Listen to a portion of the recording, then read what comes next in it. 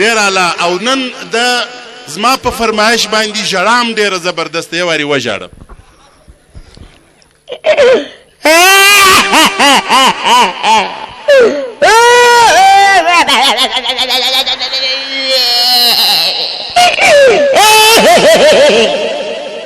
د ده دپاره ډېرې چکچکې.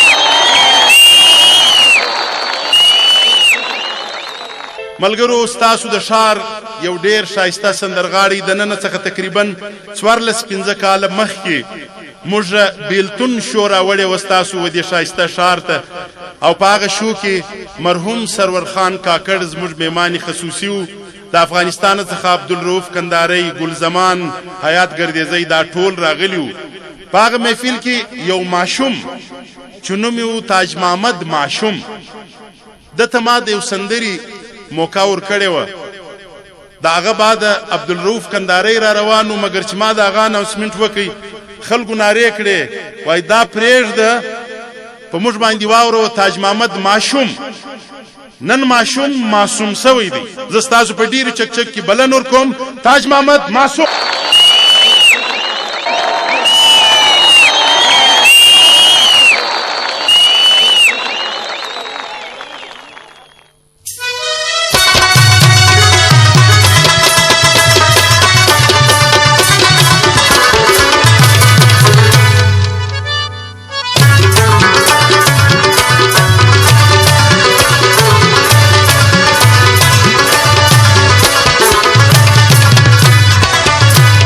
خدای دې تاسو ما کې زه خو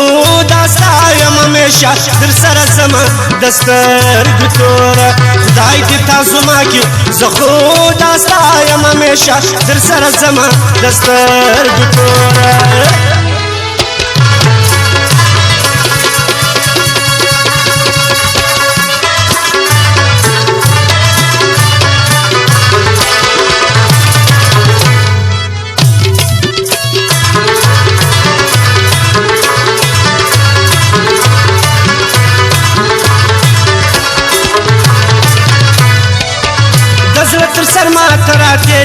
د سترګو توره، د زړه تر سر ماته راتېرې د سترګو توره، د زړه تر سر ماته راتېرې زه ستا د لاسه د بېبان لیونی شومه د سترګو توره. خدای دې تاسو ما کې زه خو دا ستا یم همیشه در سره زما د سترګو توره.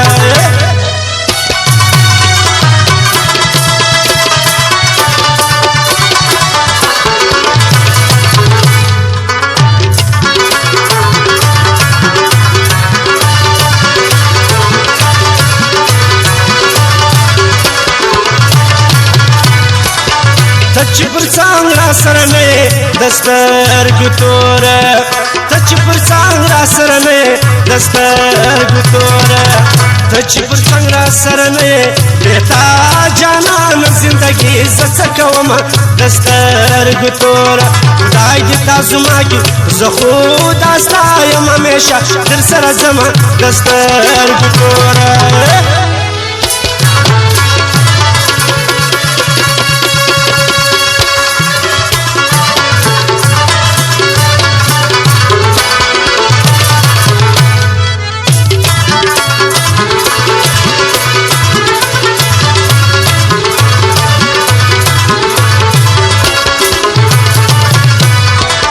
تصویر ته ګورم ژړا راسي د سترګو توره،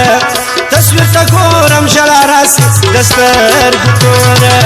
تصویر ته ګورم ژړا راسي جانان هغه دې خندانه راته کوینه د سترګو توره. خدای دې تاسو ما کې زه خو دا ستا یم همیشه ژړا کومه د سترګو توره. خدای دې تاسو ما کې زه خو دا ستا یم همیشه در سره زما د سترګو توره. خدای دې تاسو ما کې زه خو دا ستا یم همیشه در سره زما د سترګو توره.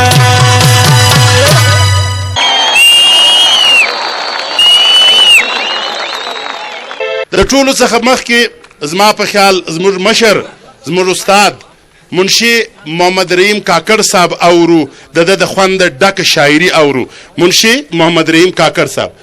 ستاسو د ټولو په اجازه ملا سپین موټر دې وکړي د خواران واک دې څه کوي خدایه بس هر چا له امن راولې مور او د بابا له امن راولې ټول ارمانونه یې د زړه پوره کړې ټول ارمانونه یې د زړه پوره کړې خور او د لالا له امن راولې ټول رقیبان به بس پر ځای کښېني ټول رقیبان به بس پر ځای کښېني یار له او بل ما له امن راولې زمون شیرین به ډېر خوشحاله سم زمون شیرین به ډېر خوشحاله سم دا زموږ پښتونخوا له امن راولې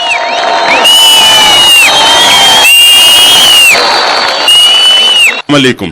وعلیکم سلام ثناء الله صاحب څنګه شایم بالکل طبیعت ښه دی او ټیک ټاک ستا فیشن او دغه د پښین ښار میچ نه سره کوي ولې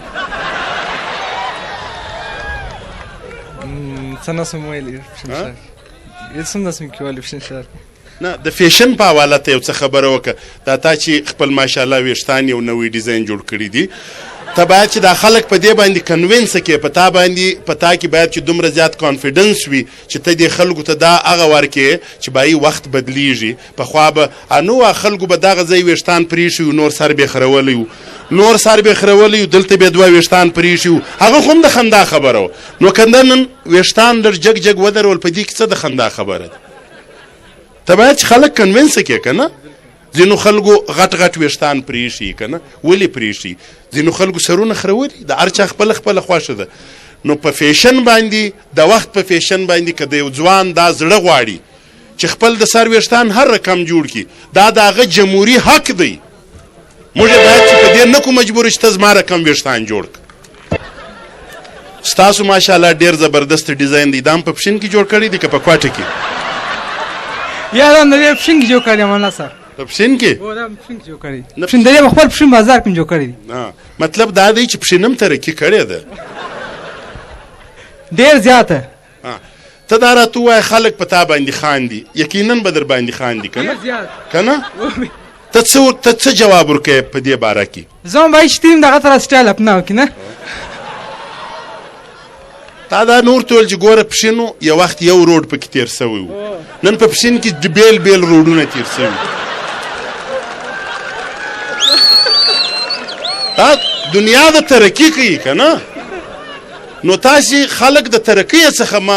مه رانیسئ که نه د هر چا خپل یوه خوښه ده که نه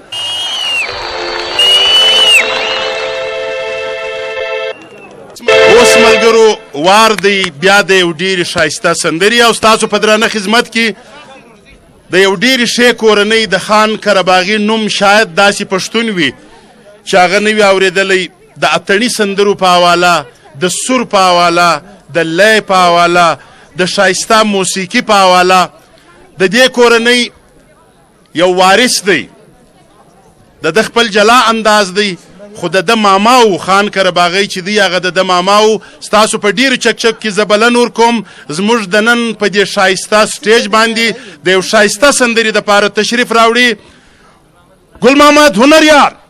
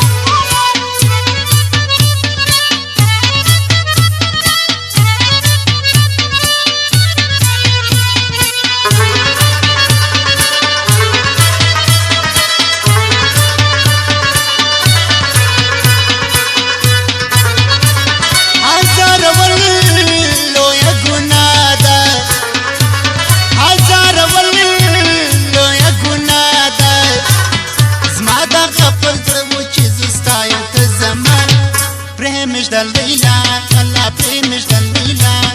مینا بکو مگر ستا مینا در رسوا پری مجدل لیلا تنها پری مجدل لیلا مینا بکو مگر ستا مینا در رسوا پری مجدل تنها لیلا پری مجدل تنها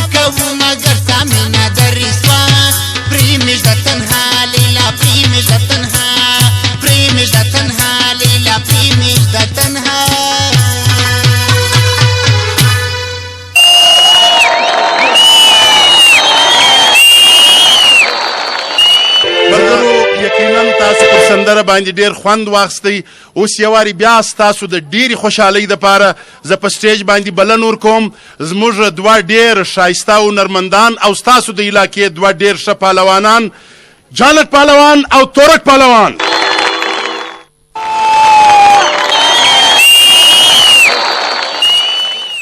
درنو او محترمو کتونکو،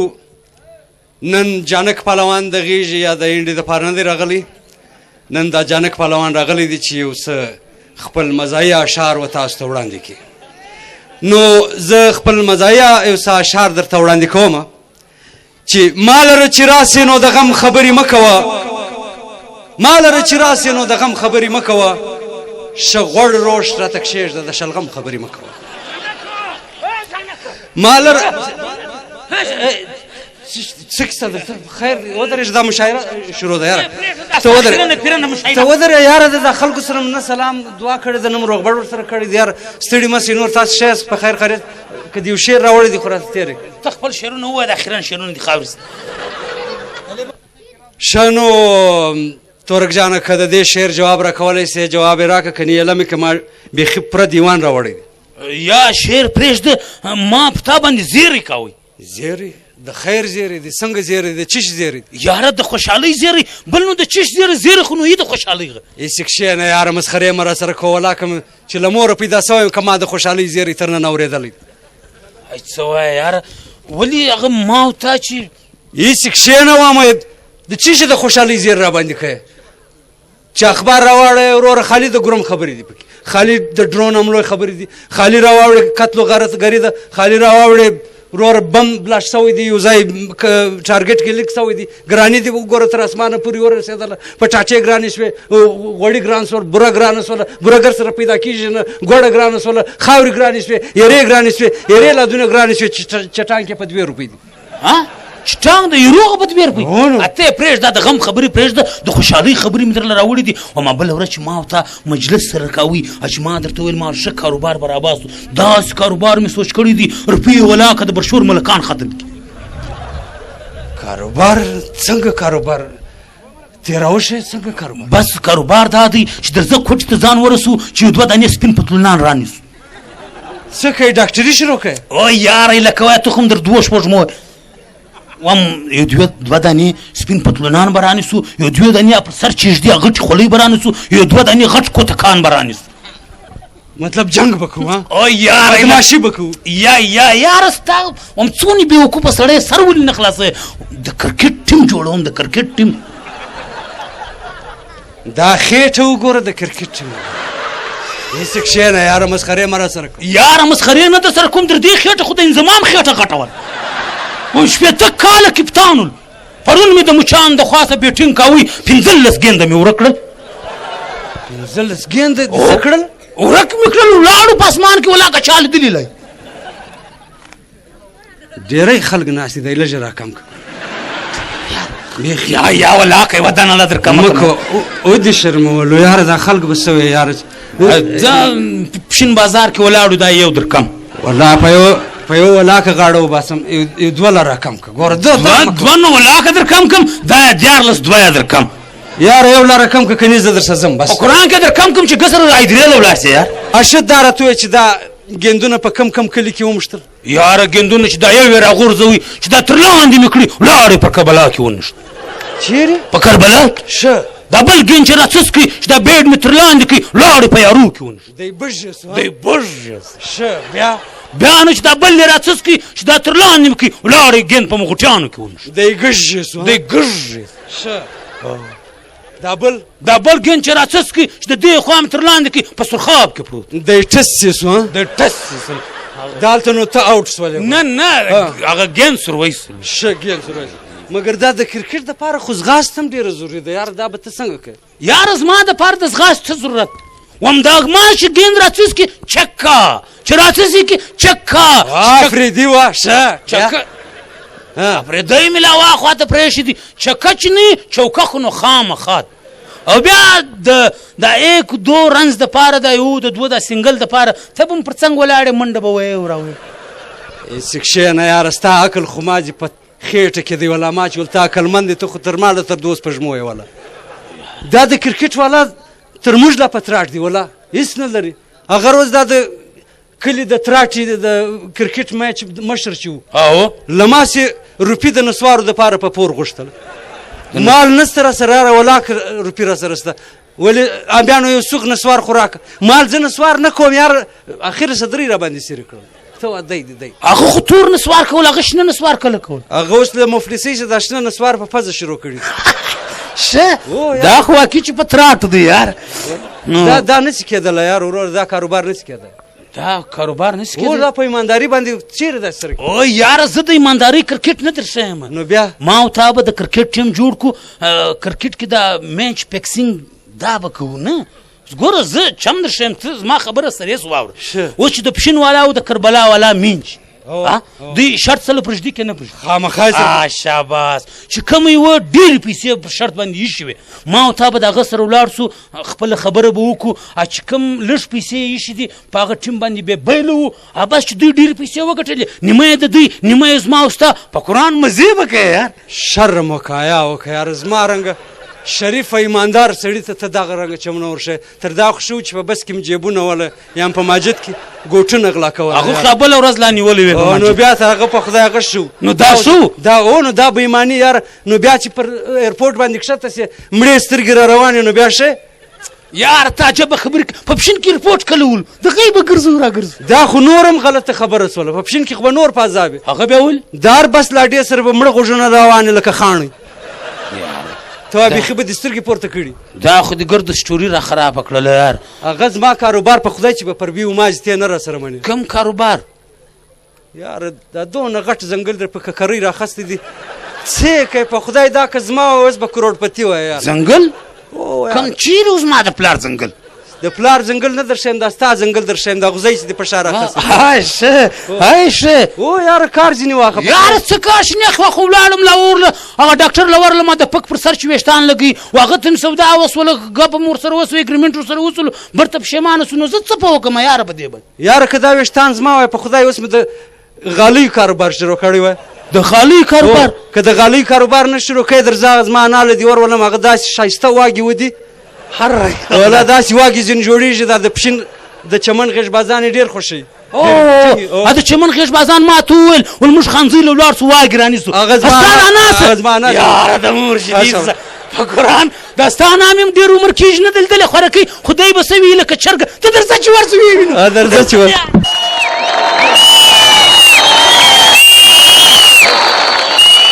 اوس زه د یو خوندوري سندرې دپاره یو وارې بیا بلن ورکوم ستاسو په ډیرو چکچک کې آواز د پلوشې او په دې سندره به لپسینګ کوي زموږ ډېره ښایسته هنرمنده فهمیده دراني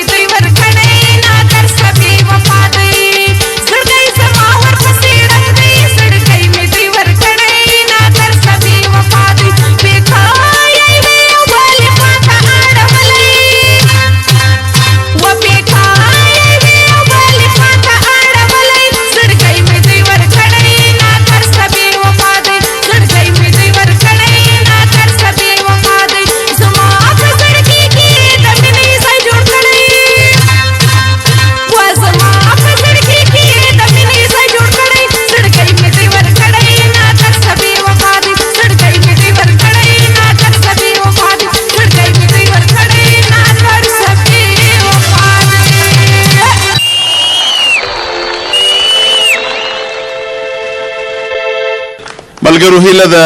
چې په دې پروګرام به تاسو خوند اخیستی وي خو د پښتنو محفل چې هر څومره مزهداره وي هر څومره شانداره وي په هغه کې سندرې وي په هغه کې خاکي وي په هغه کې ښې خبرې وي مګر چې اتڼ نه وي پکښې هغه محفل خوند نه کوي یا اوس د یو ښه اتڼ سره چې بیا یو ښه زبردست اتڼي سندره هم وي نو پروګرام ډیر ښایسته کیږي زه ستاسو په ډیرو چکچک کې د یو ډیرې ښایستې اتڼي سندرې دپاره یو وارې بیا بلنه ورکوم ګل محمد هنریار